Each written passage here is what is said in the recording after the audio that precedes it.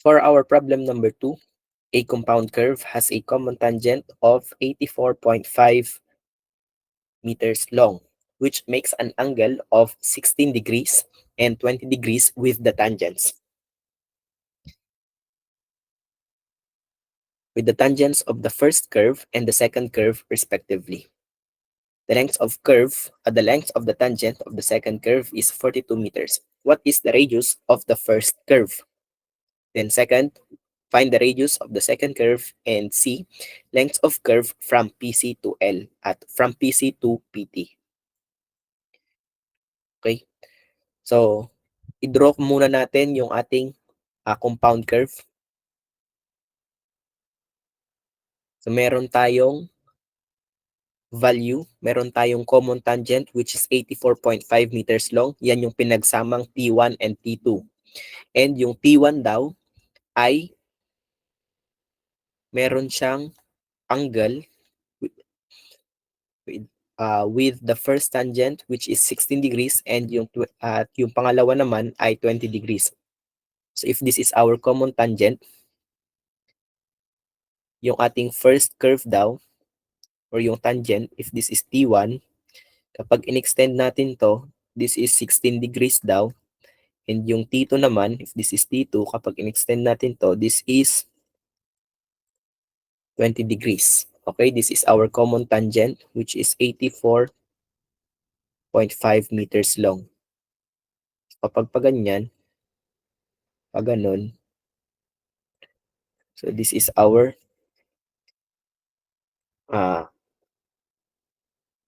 compound curve. Or let's say pag ganito. Okay? So ganyan yung drawing natin later on, yung ating compound curve. The length of the tangent of the second curve is 42 meters. Okay? So alam na pala natin yung T2, therefore we can now solve for T1. So T1 is just 84.5 meters long minus 42. So 84.5 minus 42, that is 42.5. Mas mahaba lang ng 0.5 si radius si first curve. Kaya nga mas mahaba to. Okay? So kapag i-draw natin to, this will become like this.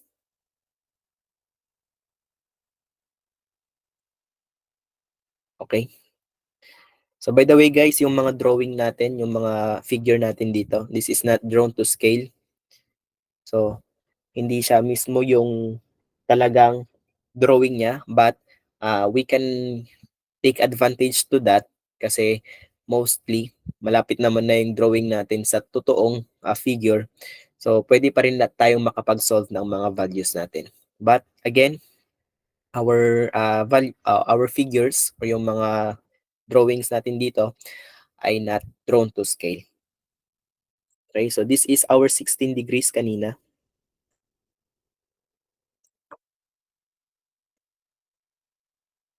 Ito na yung ating 16 degrees. Ito naman yung ating 20 degrees.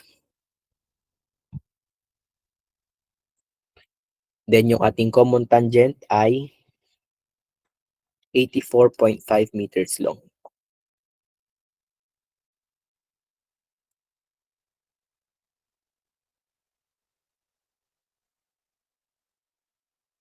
Next,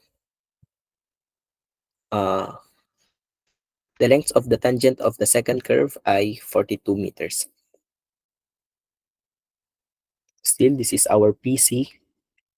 This is our PI. This is our point of compound curve, PCC. This is our point of tangency.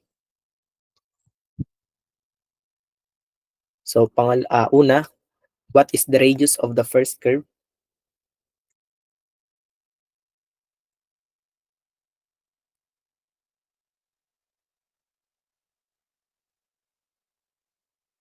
By the way, kunin muna natin yung T2, yung T1, no? Pakita ko lang yung solution dito.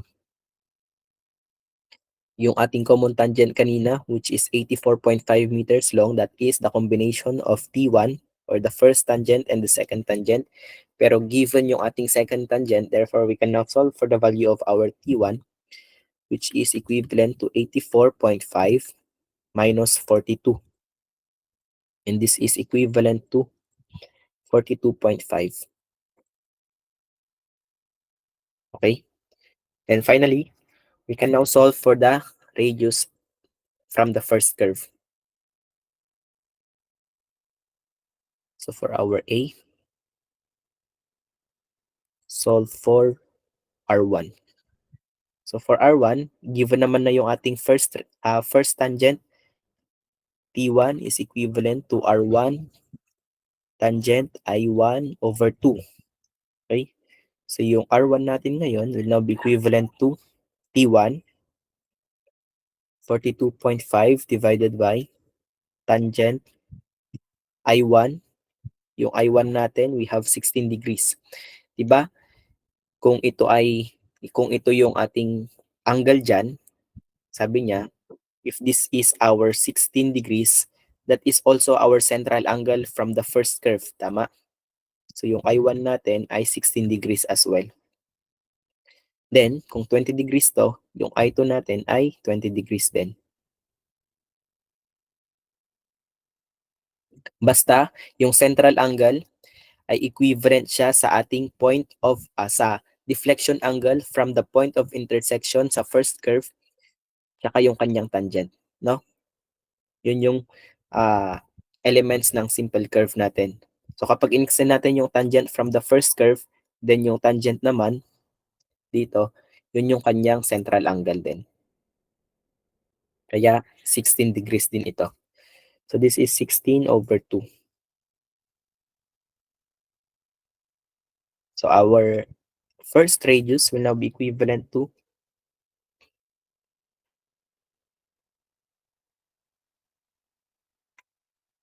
our first radius will be equivalent to 302.4 thousand 4032.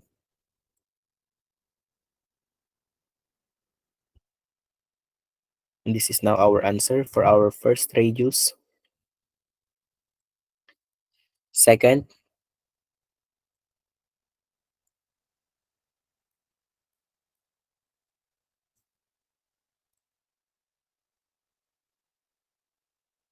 for our second radius, paano naman natin masosolve? Given naman na yung kanyang tangent. So solve for T2.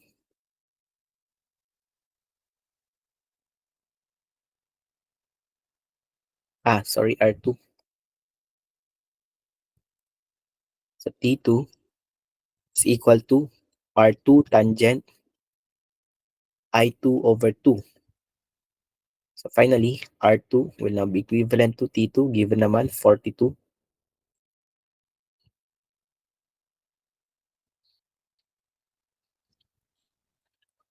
over tangent I2, we have 20 degrees over 2. So our radius 2 will now be equivalent to, that is equivalent now to 238.1938.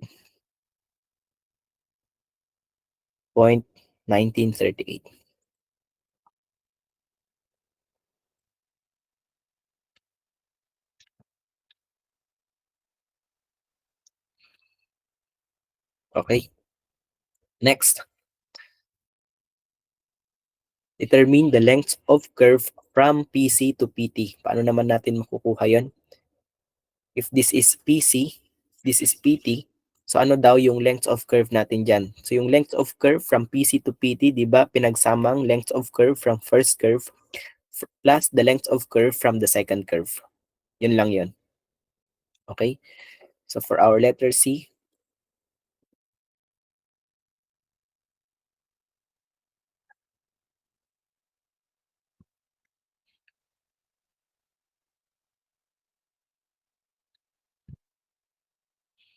length of curve from PC to PT. So paano natin yun makukuha? So that is L is equal to L1 plus L2. Okay? So kunin muna natin si L1, then kunin muna natin si L2.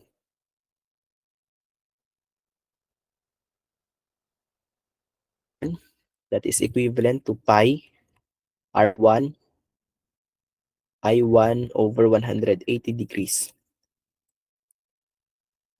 So pi R1, we have 302.4032.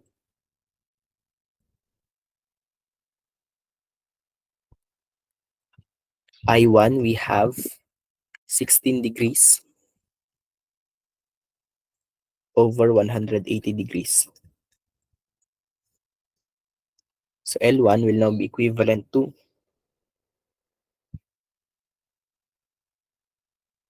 84.4469.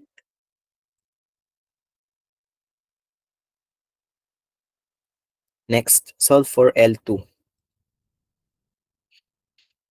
L2 is equivalent now to pi R2 I2 over 180 degrees. So pi R2, we have 238.1938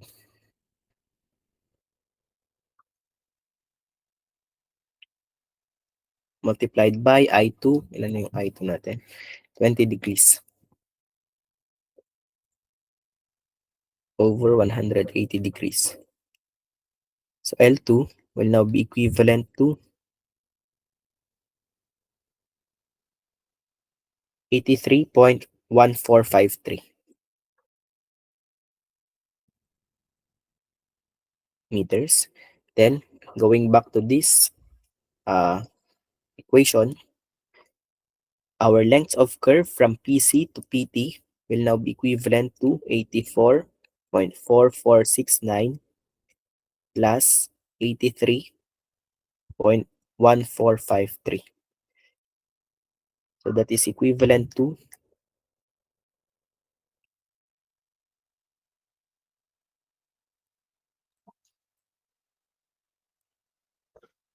167.5922.